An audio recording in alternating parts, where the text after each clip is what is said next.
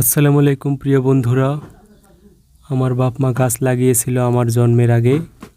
তো আমার জন্মের পর আমি গাছগুলো কাটতেছি বাসার কাজ করাবো বলে। তো গাছগুলো কাটার পর দেখি তো যে প্রচুর পরিমাণে সার হয়েছে। তো আশা করছি যে গাছগুলা দিয়ে ভালো আসবাবপত্র তৈরি করতে পারবো। ছিলাম যে গাছগুলা বিক্রি করে দিব। গাছগুলো বিক্রি করলে হয়তো বা কিছু টাকা পেতাম। পরে ভাবলাম যে না, গাছগুলো বিক্রি না করে বাসার যদি কাজে লাগাইতে পারি তাহলে সেটা যুগ যুগ থেকে যাবে। একটি গাছ ঝড়ের মধ্যে ভেঙে পড়েছিল, আল্লাহ বাঁচাইছে। 70,000 টাকার গাছ নাকি? এটাই বাস্তব।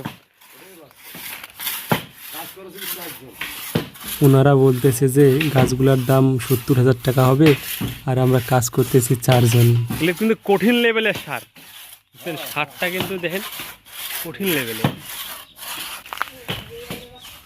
যদিও একটা গাছ আমাদের ঝড়ের মধ্যে পড়ে গিয়েছিল, তো আমাদের তেমন কোনো ক্ষতি হয়নি। আল্লাহ আমাদেরকে বাঁচাই দিয়েছেন আলহামদুলিল্লাহ। বা আমাদের পাশের বাসারও ক্ষতি হতে পারতো, বিদ্যুতের একটা খুঁটি ছিল, এমনভাবে পড়ছে যে আমাদের কারো কোনো ক্ষতি হয়নি, আলহামদুলিল্লাহ আলহামদুলিল্লাহ।